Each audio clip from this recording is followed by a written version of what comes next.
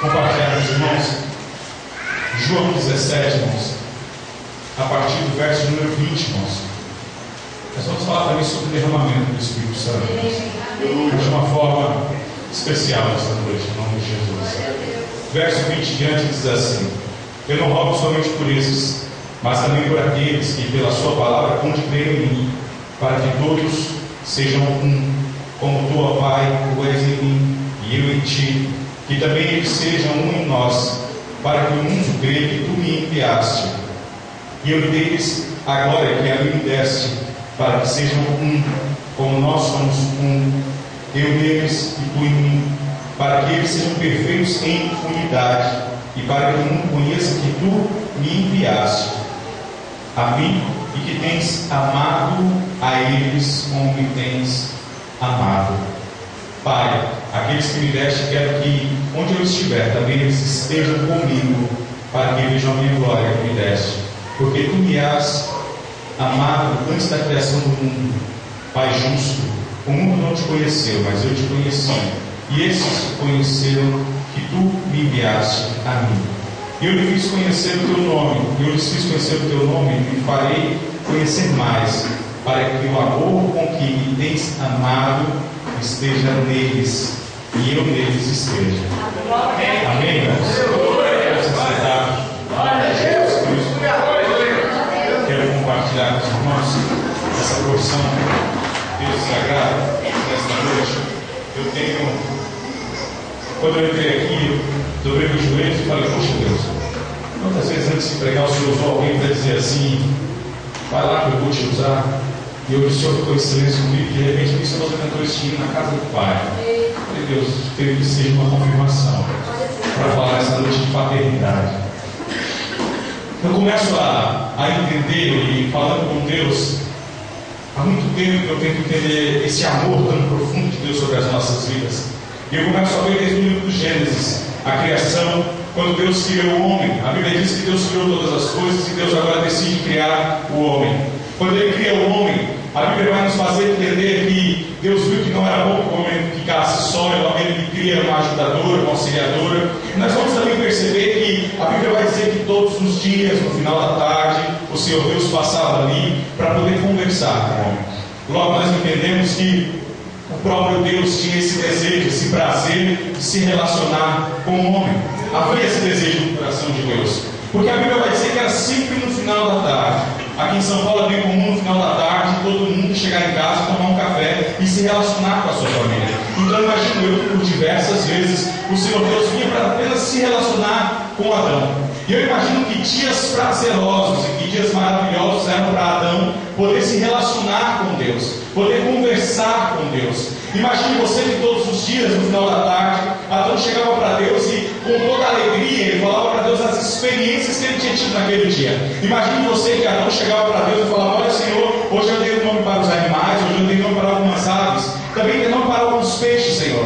Imagine você, irmãos, Adão olhando um dia para um peixe. Isso imagino eu, a Bíblia não diz isso, mas isso eu imagino. Adão um dia olhando para um peixe, por mais belo que ele fosse, ele olhasse e falasse assim: poxa vida, esse peixe é tão bonito, eu poderia colocar o nome dele de tilápia ou de porquinho, mas como ele é bonito, eu vou colocar o nome dele de carpa, porque ele é bonito. E aí imagina Adão no final da tarde olhando para Deus e falando: olha Senhor, o que isso acha dos peixes que estavam aqui? Eu coloquei o nome desse de carpa, porque era bonito. Imagina Deus olhando e falando assim: parabéns Adão, é assim que eu gosto de te ver, gosto de ver você sorrindo. Isso imagino eu, irmãos, porque o nosso Deus tem prazer de se relacionar com as pessoas. Eu posso te provar isso dentro da Bíblia Sagrada. Você vai ver Deus dizendo para Moisés assim: ei Moisés, o teu povo é ruim, eu vou acabar com o teu povo e vou te dar um povo novo. Deus sabia que o povo era dele, mas Deus queria ver assim com Moisés. Aí Moisés disse: Senhor, pera lá, o povo não é meu, o povo é teu. E se tu acabar com este povo, as pessoas aí fora vão dizer que Deus é esse que tirou o seu povo do deserto, tirou o seu povo do Egito para matar no meio do deserto. Mais uma vez o Senhor Deus se relaciona com o homem,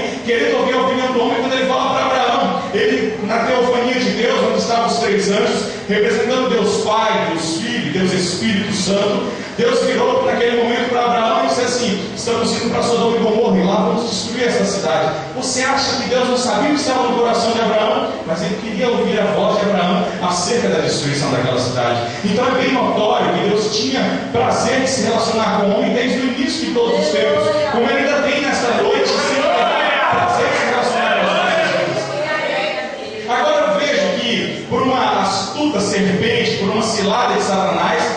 este elo de amor, este vínculo de amor é quebrado. E nós vamos ver que por diversas vezes esse vínculo ele é destruído, pois a serpente engana a mulher, e a mulher por sua vez se rende ao pecado. E nós sabemos que a culpa do pecado aqui não foi de Eva, mas de Adão, por ter sido negligente, não ter prestado atenção ou cuidado, ou dado mais atenção a Eva e deixou ela sozinha. E em um momento a serpente veio e a enganou. Então esse relacionamento entre Deus e Adão é quebrado, irmãos. E preste atenção no tamanho da malignidade de Satanás. Porque imagine você que cedo ou tarde Adão viraria para Deus e falaria assim: ei, Senhor, eu quero te dizer uma coisa, eu percebi que do leão e a leoa nasceram um leãozinho. Senhor, eu quero te dizer que do cavalo e a égua nasceram um cavalinho. E eu quero te perguntar uma coisa, Senhor, da onde eu vim? Senhor, quem é o meu pai? Quem é a minha mãe? Eu imagino, irmãos, que ia chegar um dia, isso imagino eu. Você pode até pensar que eu sou louco, mas isso é problema de ser cristão. Eu imagino que cedo ou tarde, Deus ia virar para Adão e falar assim: Adão, quando Adão fala assim: quem é meu pai? Adão, na verdade, eu te criei. Mas já que somos tão íntimos, você pode me chamar de pai, se você quiser. Aleluia! A Bíblia vai dizer, irmãos, que o tempo passa e esse relacionamento é quebrado, porque nós sabemos que Adão peca junto com Eva, mas nós não sabemos a data precisa. A Bíblia não diz se isso levou dias, anos, séculos ou décadas. Afinal de contas, eles estavam em estado de perfeição, não havia maldade até eles pecarem. Então não dá para a gente ter uma ideia de quantos dias isso levou. Então nós vamos ver que agora Deus os tira do Éden, mas Deus os tira com todo cuidado, pois Adão tenta se auto-justificar usando uma figueira para tampar a sua vergonha. E você vai lembrar que o próprio apóstolo Paulo ele apresenta a igreja como um corpo, dizendo que um pode ser orelha, outro pode ser olho, outro pode ser braços. Mas aí eu pergunto: onde estão os órgãos sexuais desse corpo? Eles estão cobertos. E assim Deus faz com Adão e Eva, quando Ele cobre as suas partes íntimas, demonstrando não que os órgãos sexuais sejam pecados, isso não quer dizer, mas é o símbolo que Ele traz. Pois Deus os cobre, Deus fala: não, você não vai se auto-justificar. Não é porque agora você adquire o conhecimento que você vai conseguir se auto-justificar para trazer salvação para a sua vida. E quantas pessoas, irmãos, por não ter um bom relacionamento com Deus, querem todos os dias se auto-justificar, dizendo que são boas, irmãos. Quantos de nós agimos como Adão, dizendo assim: olha, eu sou tão bom, eu não mato, eu não roubo, eu não estupro, eu não passo ninguém para trás, como eu sou bom. E na verdade, irmãos, como a gente é bom de se achar bom. Pois Adão fez isso. Adão se auto-justifica dizendo assim: Senhor, fica tranquilo, nós fizemos uma lambança aqui, pecamos, mas agora já resolvemos tudo, pegamos uma folha da figueira e cumprimos a situação, está tudo tranquilo. Deus fala: negativo, para você sair daqui, você vai sair debaixo da minha justificação. A Bíblia diz que Deus sacrificou um animal, os cobriu com uma veste, mostrando que já havia o primeiro sacrifício para que houvesse a redenção.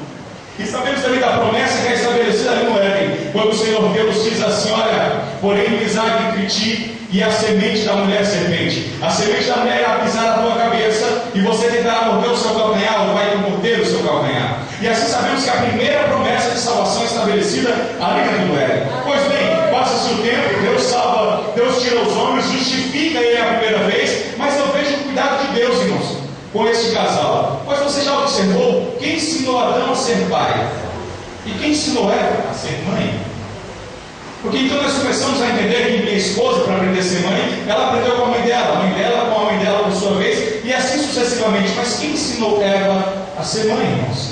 Quem ensinou Eva a cuidar de uma criança? Eu vejo o cuidado de Deus demonstrado por esta família, porque você vai ver que, parece até loucura que eu estou falando, mas eu quero que você acompanhe o raciocínio, porque você vai ver que posteriormente, quando Caim e Abel estão oferecendo sacrifício a Deus, mais de uma vez o homem está se relacionando com Deus. O que acontece? A Bíblia vai dizer que Deus aceita o sacrifício de Abel, mas rejeita o de Caim. E aí tem uma pergunta para você nesta noite: quem ensinou Abel a sacrificar a Deus? Quem ensinou Abel a ofertar a Deus? Porque nós nos questionamos: mas será que Deus não aceitou a oferta de Caim porque era uma oferta de cereais? Negativo, irmãos, porque você vai ver que depois, quando a lei é estabelecida e quando as ofertas são estabelecidas, há uma oferta de cereais também. Mas é porque Caim queria trazer uma oferta de qualquer jeito, queria trazer as coisas de maneira relaxada para a casa de Deus. E aí eu te faço uma pergunta nessa noite: que tipo de oferta você está fazendo para dentro da casa de Deus? E a Bíblia vai dizer que Deus rejeita a oferta de Caim, mas aceita a de Abel. E alguém faz assim: não, mas ele aceitou porque era cordeiro, porque ele sacrificou e tinha sangue. Também, mas é porque aquele era o modelo de adoração que Deus tinha estabelecido entre ele e o homem. Porque Deus tem prazer em se relacionar com o homem.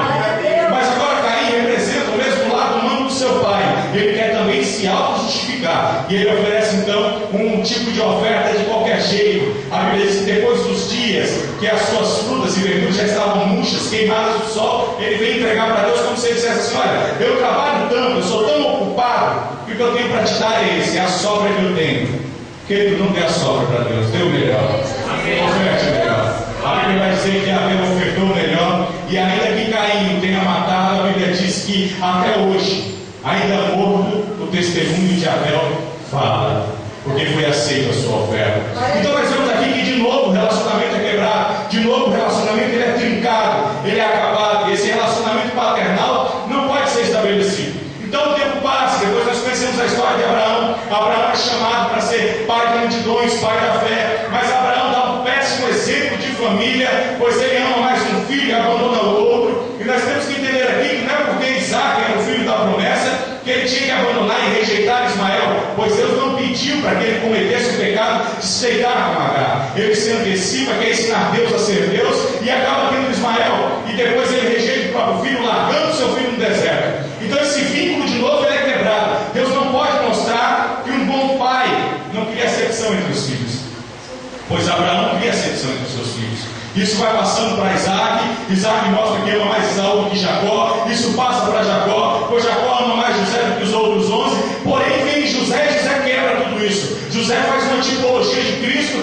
nascem 2 filhos e José diz: olha, não vai se chamar Manassés, porque Deus me fez esquecer das minhas dores na terra estranha e fez esquecer das dores da casa do meu pai. O outro vai se chamar Efraim, porque Deus me fez 2 vezes próspero. Era como se José dissesse assim: não importa se eu tiver 10 filhos, mas vocês 2 é os que me trazem alegria e felicidade. E se eu tiver outros 8, ainda assim vou ter felicidade com os outros 8, porque todos são importantes para mim. Então começa então mais uma tentativa de Deus de estabelecer um plano divino da paternidade dele sobre as nossas vidas. Mas nós sabemos que isso posteriormente é quebrado por diversas vezes, porque os homens falharam ininterruptamente. Nós sabemos que até Davi ainda tenha sido um homem segundo o coração de Deus, e ele foi um homem. A Bíblia vai dizer que ele foi um homem, porque se formos olhar pela Bíblia, Josias foi um rei melhor do que ele, ainda que o seu filho não tenha sido bom, mas a Bíblia diz que não houve rei igual a Josias. Então nós vemos que Davi foi um homem segundo o coração de Deus, porém foi um mau pai, porque quando Tamar é violentada, ele não faz nada para restaurar a honra da sua filha. Quando o seu filho se levanta contra ele, em vez de corrigi-lo, ele foge da presença do filho. Ei, querido, sabe o que eu quero te dizer nesta noite? Ainda que você seja uma filha ou um filho que tenha sido ferido como Tamar, fique tranquilo, porque o seu pai não é como Davi, o seu pai é Jesus Cristo. Ele quer restaurar a sua honra aqui nesta noite. Então nós vemos que com o passar dos tempos, esse tipo de relacionamento é tentado várias vezes, mas por diversas vezes ele é quebrado. E o próprio Deus, ele tenta se apresentar como pai para a nação de Israel, fazendo uma promessa. Ele vira para a nação e fala assim: a partir de hoje vocês serão meu povo, e eu vou ser o Deus de vocês. Glória a Deus. Isso é muito importante, porque quando Deus estava como Deus de Israel, a Bíblia vai dizer que Israel sempre prevalecia, ou melhor dizendo, quando Israel estava como povo de Deus, Israel sempre prevalecia nas batalhas, Israel sempre vencia. Mas a Bíblia vai nos dizer que quando Israel rejeita Deus e busca outros deuses, vem sobre ela miséria, fome, destruição e desastre. Aí eu me lembro de uma promessa que Deus falou, como eu acabei de dizer, que ele seria o Deus daquele povo, e aquele povo seria o seu Deus. A verdade é que o trato de Deus sempre fez. Ele sempre foi Deus sobre Israel, mas nem sempre Israel foi o povo de Deus, porque por diversas vezes a Bíblia vai dizer que Deus foi rejeitado por Israel. Quando Israel trouxe Baal, Astarote, Balaíns e outros deuses para dentro daquela nação para adorar, rejeitando ao próprio Deus. Por isso que o Senhor Deus se manifesta dizendo que Ele é um Deus zeloso. Quando Ele se manifesta dizendo que Ele é um Deus zeloso, no livro de Naum é como se Ele dissesse assim: ei, eu sou um Deus que tenho cuidado com aquilo que é meu, e não aceito o fato daquilo que é meu adorar, dar atenção a outra divindade a não ser a mim. E é muito importante nós entendermos isso, porque quando Deus se revela para Israel, diz: ouve Israel, o Senhor teu Deus é o único Deus.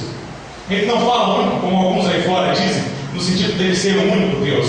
Afinal de contas, o nosso Deus ele é trino, Deus Pai, Deus Filho, Deus Espírito Santo. Porque a raiz hebraica dessa frase vai dizer, na verdade, que vem de uma unidade composta.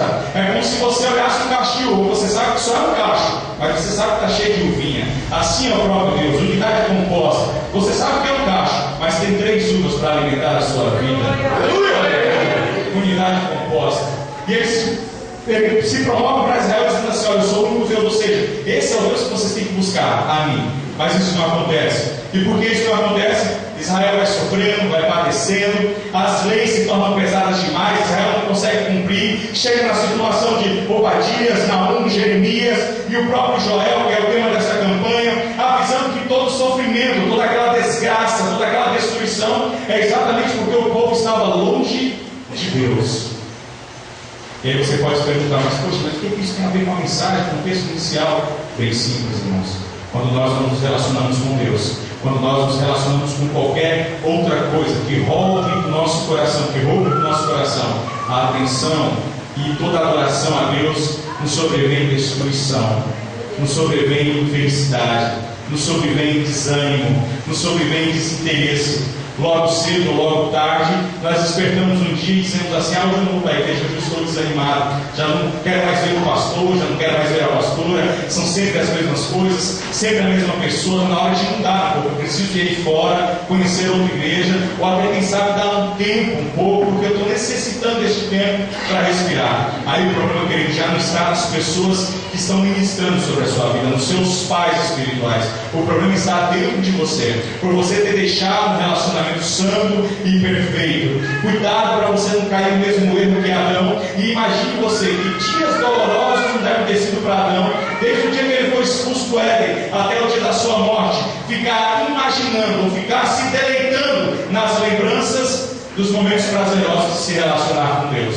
Eu fico imaginando que a melhor forma de entendermos isso é exatamente aquele que o Paulo César Baruch canta, quando fala do jardim da inocência. Eu fico imaginando os dias que Adão acordava pela manhã. Sabe quando a gente faz um negócio mal feito? Quem aqui já fez um negócio mal feito? Acho que todo mundo já fez, né? Vai ter esse lugar, mas todo mundo já fez. Sabe quando a gente fala um negócio mal feito? A gente se lamenta a vida inteira. Por que eu fiz isso? Por que eu fiz isso? Eu imagino que todos os dias para Adão era assim: por que eu fiz isso? Por que eu não cuidei melhor de Eva? Por que eu não estava ao lado dela, evitando que ela caísse nesse laço? Eu imaginei ele lá fora, quando o sol ia se deitar, e aquele dia cansado, exaustivo de trabalho, ele dizendo: poxa vida, agora eu podia estar conversando com ele, eu podia estar ouvindo o doce som da voz dele, eu podia estar me relacionando com ele, e eu perdi tudo isso por causa de um engano. Por que eu não ouvi ele quando ele disse que não era para me comer daquela fruta? Querido, o que eu quero te trazer nesta noite é que há um Pai muito grande nesta noite te esperando de braços abertos. Há um Pai nesta noite querendo restabelecer a sua comunhão com Ele. Há um Pai nesta noite de braços abertos dizendo: filho, eu te amo. Filha, eu te amo. Agora nós vemos então, irmãos, nessas quebras de alianças, chegando um momento em que o próprio Jesus é necessário que Ele venha se ofertar por nossas vidas. É necessário que Ele venha se ofertar de sacrifício. É necessário que Ele venha aparecer como um sacrifício santo, perfeito e vivo para as nossas vidas. E nós vemos que isso acontece quando Ele se apresenta nos Evangelhos. Mas eu acho muito interessante, porque se você observar cada um dos milagres que Jesus fez, você vai ver que Jesus curou cegos, Jesus fez coxos andar, Jesus fez o que era paralítico caminhar, Jesus fez o surdo ouvir, Jesus fez diversos milagres que indicavam problemas físicos. Sim ou não, irmãos? Ele estanca o fluxo de sangue, ele faz o cego enxergar, dois cegos diferentes, ele faz o ouvido ouvir, ele faz com que a boca da criança volte a falar, ele faz com que aquela enfermidade, aquele demônio que estava sobre a criança, que tinha os seus ataques de epilepsia, saiam, e assim sucessivamente, pessoas corcundas, pessoas da mão mirrada. Se você observar, cada um dos milagres que Jesus faz é exatamente para trazer à mente da população o que eles perderam por ter quebrado uma aliança de relacionamento com Ele lá no Éden. Era como se Deus dissesse assim: olha, não tinha isso no Éden, não havia cegos lá dentro, não havia coxos lá dentro, não havia aleijados lá dentro, todos eram perfeitos. Mas era também como se Ele dissesse assim: ó, mas eu voltei para restaurar o reino.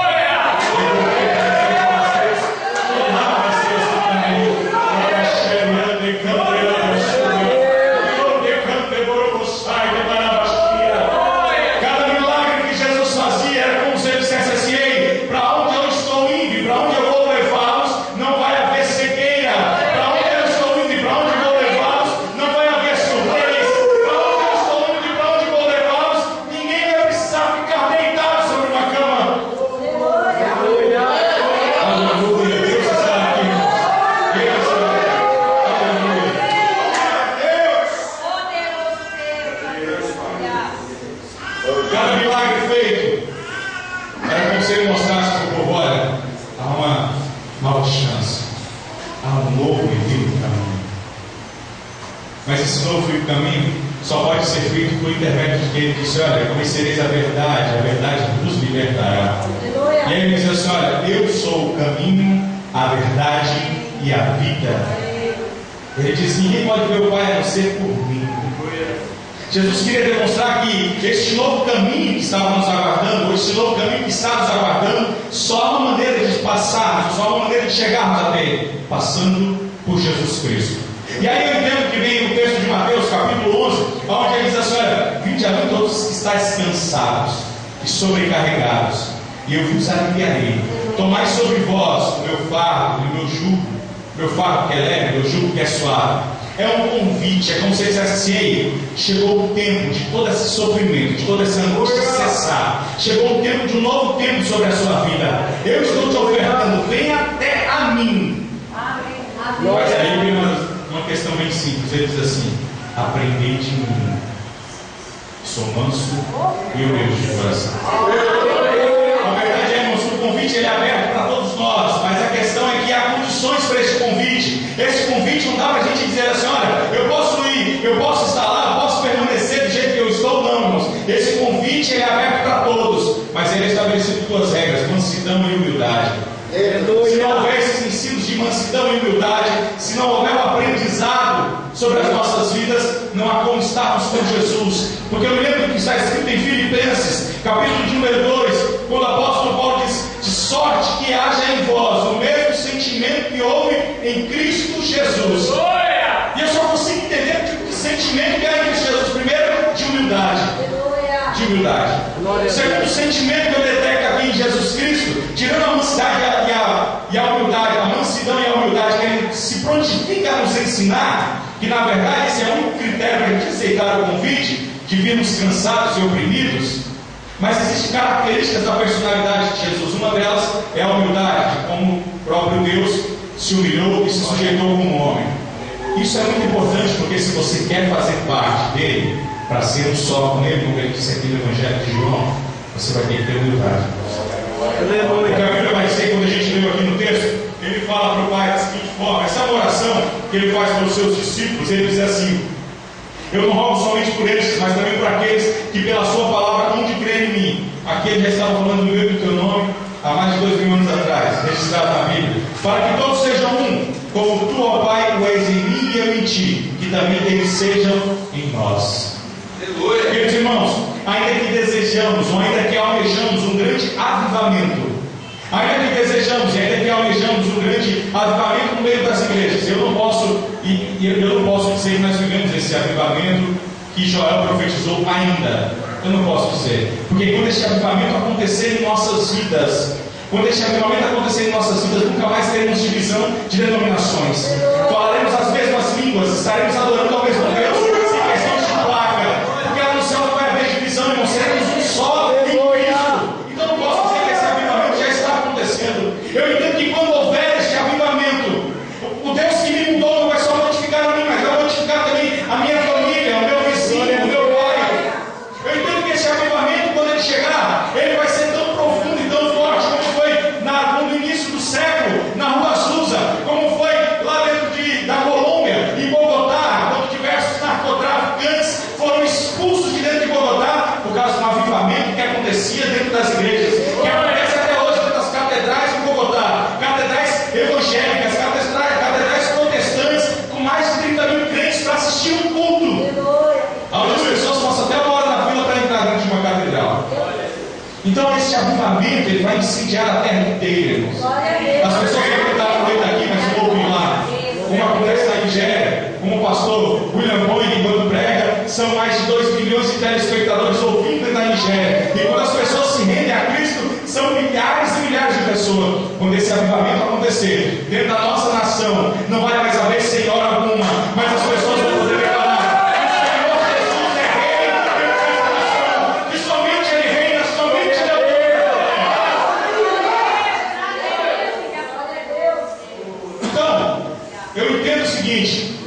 que essa questão de participarmos do corpo de Cristo, como ele diz, para que todos sejam um como nós somos um, nós vamos ter que falar a mesma língua que ele. E uma das linguagens de Cristo não é somente o amor, mas é a humildade, E a da humildade, a renúncia. Você já imaginou, irmãos, quem foi para Cristo renunciar todo o seu status de rei lá em cima e descer até a terra, e ele se limitar a uma criança? Já imaginou isso? Porque Jesus não estava em estado inconsciente, ele estava consciente. Quando o bebê ele estava consciente, mas ele não podia falar. Como do seu 9 meses, 10 meses, ele ainda tivesse consciência que ele tinha o poder da divindade, que ele era o próprio Deus, ele não podia andar. Porque a Bíblia vai dizer em Hebreus capítulo 4, nós temos um sumo sacerdote, que em todas as coisas foi provado, mas em nada foi achado pecado. Então ele foi provado na limitação do tempo, de saber esperar. Ele foi provado na limitação do tempo, de saber compreender. Imagina na adolescência dele, ainda que ele ensinou por tempo, ele teve que esperar porque ainda não era chegado o momento. Agora imagine você, que dor que não era para Cristo, ficar sem falar com o Pai até os 30 anos. Todos os dias da vida, aquele que estava lá no princípio, que João diz no capítulo 1, no princípio ele era o Verbo estava com ele. Isso faz ler no livro do Gênesis, capítulo número 1, Deus vai falar assim, e disse o Senhor Jesus, disse Deus, haja luz. Ele era o Verbo haver, ele se relacionava com o Pai. É tanto que o próprio Jesus vai dizer no Novo Testamento que ele fala assim, o que eu faço, não faço de mim mesmo, mas é porque eu vi meu Pai fazendo quando a gente estava lá em cima. Relacionamento entre filho e pai, entre pai e filho. Agora imagine você que dias de sofrimento não foi para o mestre. Você fala assim, pastor, mas quem disse que Jesus não falou com o Pai? A Bíblia, capítulo número 3 do Evangelho de Mateus, vai dizer que quando ele foi batizado, desceu sobre ele em forma corpórea de pombo o Espírito Santo. Imagina você que é como se o telefone tivesse saído do gancho. Aí a voz ecoa do céu dizendo, aí está meu filho amado, que ele comprava. É como se passasse 30 anos longe da casa do pai, e quando ele retornasse, o pai falasse, ei filho, seja bem-vindo, tudo que você fez até aqui foi muito bem feito. Então nós entendemos, irmãos, que essa ideia de se relacionar com os homens de pai para filho é do próprio Deus, é a própria Bíblia revela esse desejo do relacionamento de Deus, de ser o nosso pai. Afinal de contas, a oração, exemplo, modelo, não é aquela oração de dizer, Deus é excelso e sublime, soberano, está entre os querubins, os serafins, os arcanjos, o camarada da toda a ordem celestial que existe no céu. Não, o exemplo vem de Cristo dizendo, Pai nosso que estás no céu. Glória a Deus. Cristo identifica ele como um Pai. Querido, essa palavra nessa noite é exatamente para você que entrou aqui, desejando um ano de 2015 maravilhoso, desejando um ano de 2015 nessa campanha de muita vitória, de muita bênção, porém ainda está carregado do peso todo de 2014. O Pai quer te mudar hoje. O Pai quer te mudar hoje. Não adianta você querer que o ano de 2015 seja um ano onde as portas financeiras vão abrir, onde a intimidade com Deus vai aumentar, onde o seu casamento vai melhorar, se você ainda carrega feridas do seu pai, da sua mãe, dos seus irmãos, dos seus vizinhos. O Pai quer te curar nesta noite. Não há como as coisas acontecerem na sua vida se você ainda estiver correndo, se te prendendo. E aí você pode até dizer assim, rapaz, que isso? Isso é coisa de pastor assembleano. Está vendo? Eu não sou assim não. Eu estou tranquilo. Se você está tranquilo, por que você está tão cansado? Falando de cansaço emocional. Sabe, você quer ver um exemplo? O camarada descansa sábado e domingo. Quando chega na segunda-feira e dá hora de trabalhar, poxa, eu já vou ter que trabalhar. Se você não está cansado, então o que é isso? Você passa 15 dias de férias e quando vai voltar para trabalhar, poxa, já vou voltar para trabalhar, nem para descansar. Você está entendendo, irmãos? Você está entendendo? Você está um ano para voltar para casa e fala, vou ter que voltar para casa de novo. Você está entendendo? O filho, quando o pai liga, fala assim, poxa vida, é meu pai, tem que atender.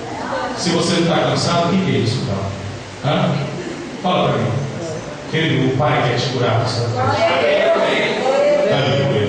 Então nós vemos aqui que Jesus experimenta um relacionamento e ele prova que esse relacionamento é possível, porque agora ele começa a chamar Deus de Pai, Pai, Pai, de tal forma que os judeus ficam inquietos e revoltados, dizendo, ei, quem é esse que chama Deus de Pai? Ele é o filho de José e de Maria, o carpinteiro. Aí Jesus rasga logo o véu de uma vez e diz, ei, peraí, eu me esqueci de dizer uma coisa, na verdade eu chamo ele de Pai quando eu estou na frente de vocês, mas quando está só nós dois, há uma forma mais especial, eu chamo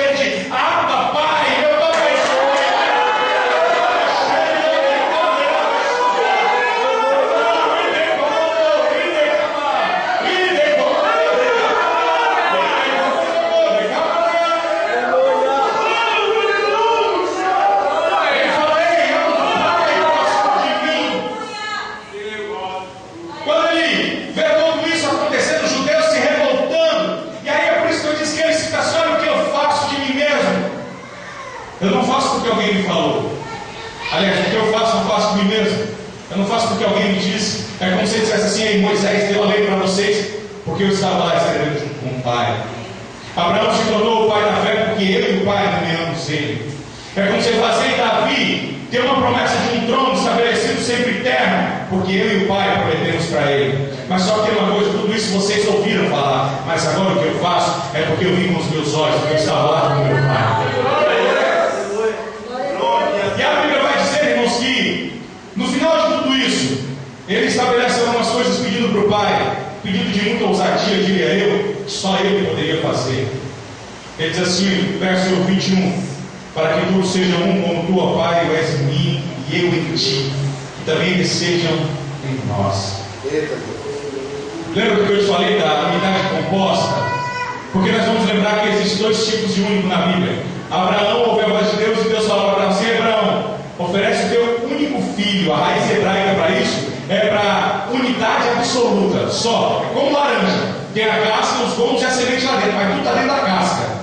Isso é a unidade absoluta. Mas quando ele se revela dizendo: eu sou o único Deus, ouve a Israel, eu sou o único Deus, vem da unidade composta, o cachinho de uva, está tudo para fora, está no cacho, mas está para fora, não está preso por casca. Você está entendendo? Então o que ele quer dizer? Ei, Pai, para que nós sejamos um, eles comecem a ser ligados no cacho também, Pai. Porque é o que ele diz, que ele é o quê? A videira verdadeira. E o ramo só tem vida se ele for enxertado na videira. Mas só que o ramo tem que produzir fruto. Se ele não tiver fruto, o galho vai ter que ser quebrado, vai ter que ser jogado fora. E quando ele for jogado fora, ele só vai servir para ser queimado. E eu só entendo que só uma maneira de um galho não produzir fruto: quando o galho está doente. Jesus quer curar a questão. Ele não quer curar fisicamente, é isso que ele quer. É maravilhoso estarmos aqui, é maravilhoso sentirmos a presença dele. Mas só ele sabe como está o coração. Traumas emocionais, irmãos. Traumas de abuso, irmãos. Abusos até sexuais, irmãos. Jesus quer curar a questão. Você não vai mais olhar para a pessoa que te feriu e criar nojo dela. Você não vai mais olhar para a pessoa que te feriu e ter repugna dela. Porque Jesus vai te libertar.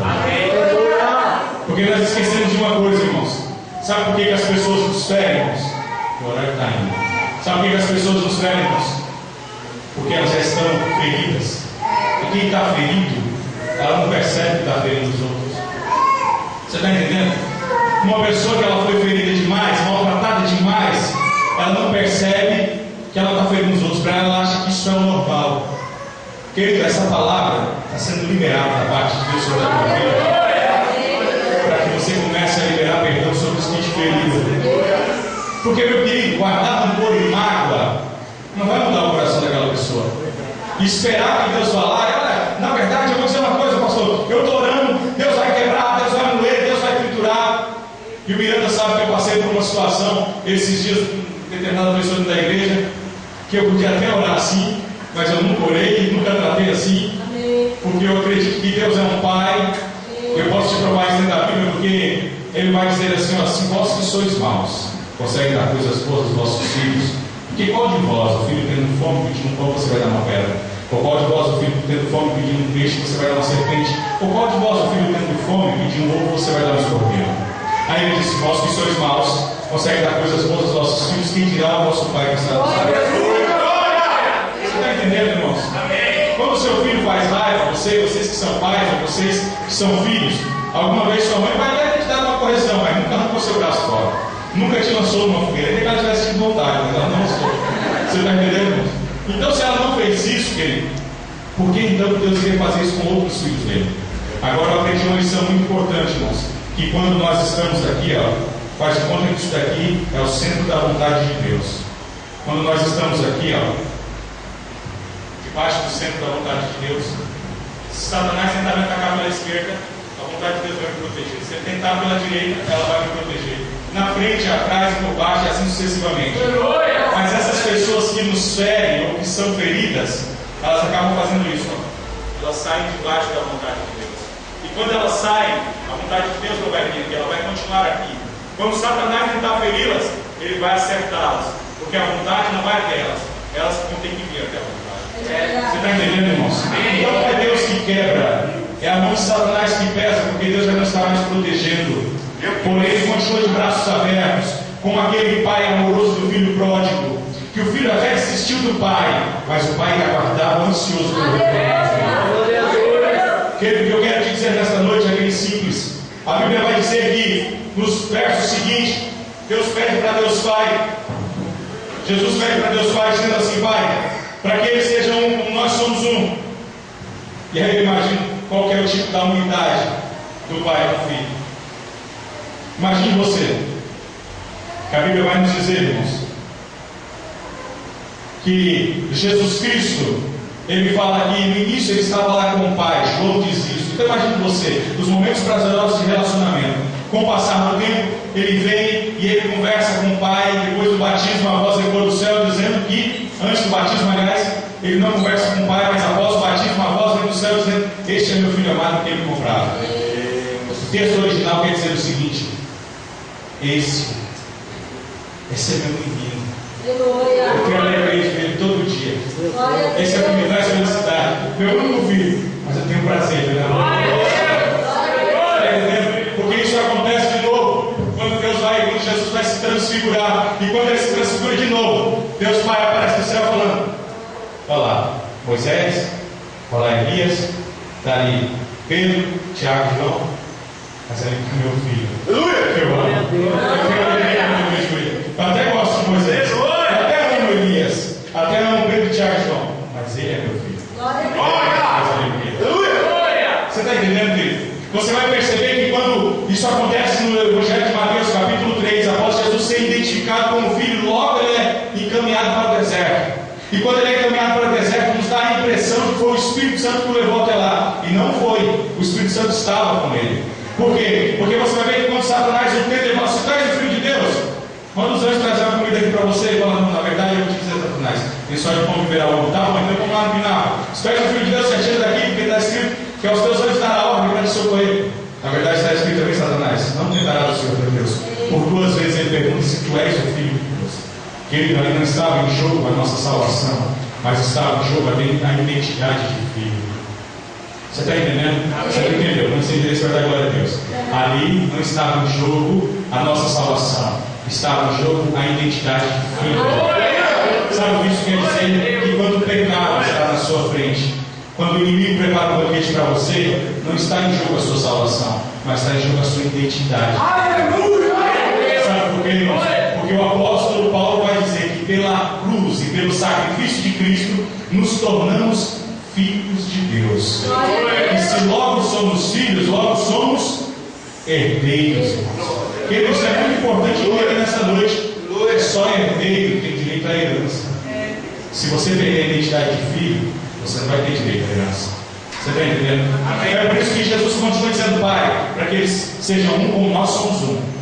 E ele vai continuar se revelando, dizendo assim: eu Deus, tu em mim, para que eles sejam perfeitos em unidade, para que o mundo conheça que tu me enviaste a mim e que tens amado a eles como me tens amado a mim. Isso é muito importante entender, porque quando Deus Pai, quando Jesus faz esse pedido a Deus Pai, é como se Jesus dissesse assim: Pai, quando o sacrifício for concluído, a partir de agora, eu vou pedir um negocinho aqui para você. Dá uma olhada para o seu irmão e fala assim: hoje, você pode não ter ouvido,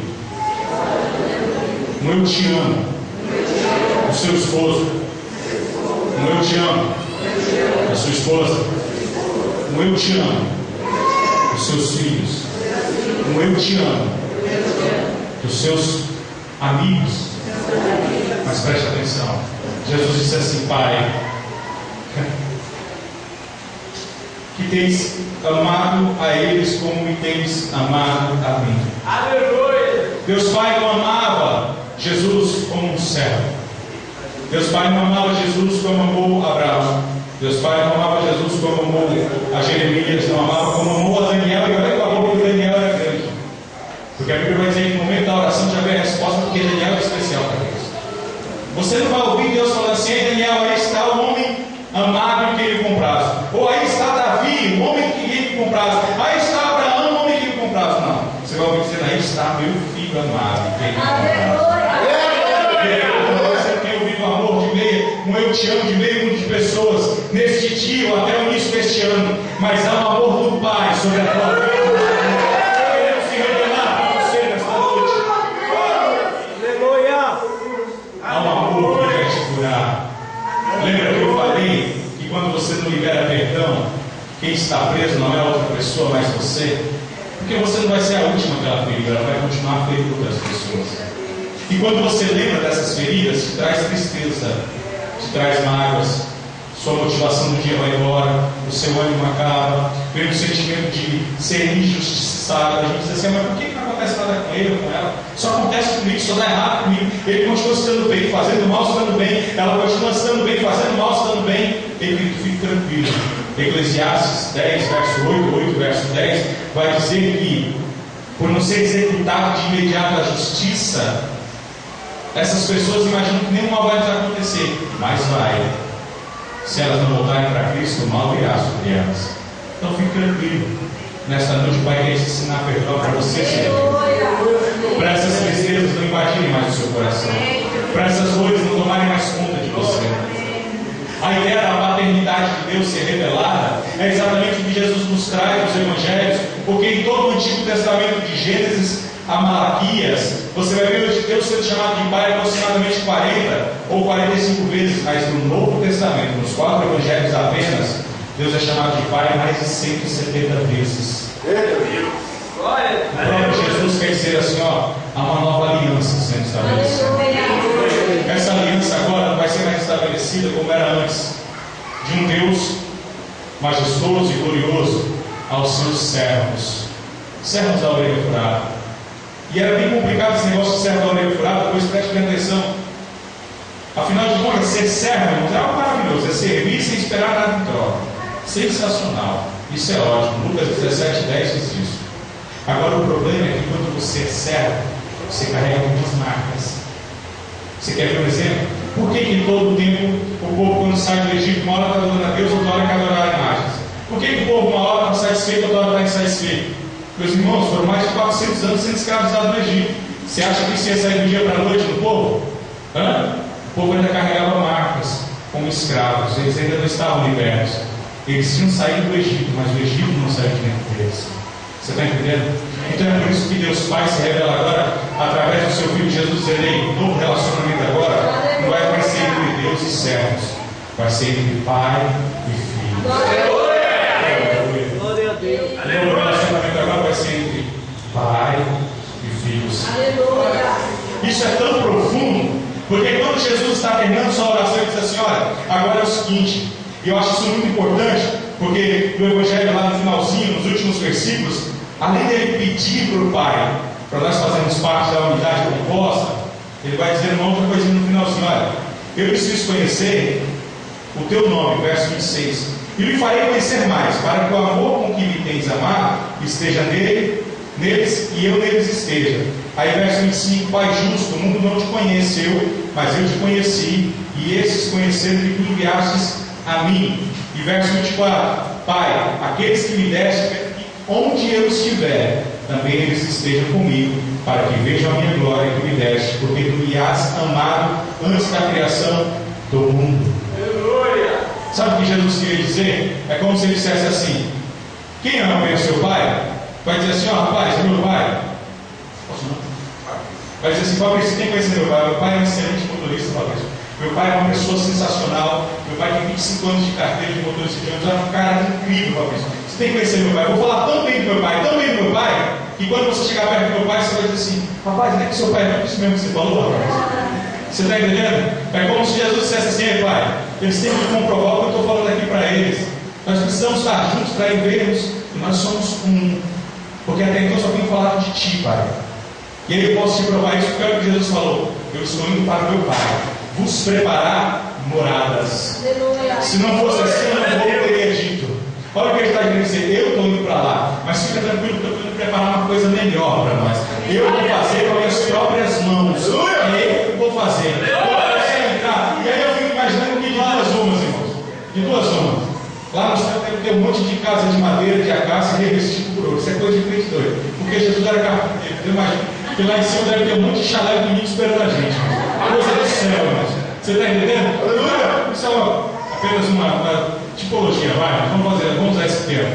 A verdade é, irmãos, que quando Jesus diz isso, ele quer dizer assim: eu estou preocupado onde você vai se estabelecer na sua eternidade. Mas fica tranquilo que quem vai cuidar disso sou eu. É eu que vou cuidar da sua morada para toda a eternidade. Pois ele nos dá a impressão de que ele indo, ficaríamos órfãos.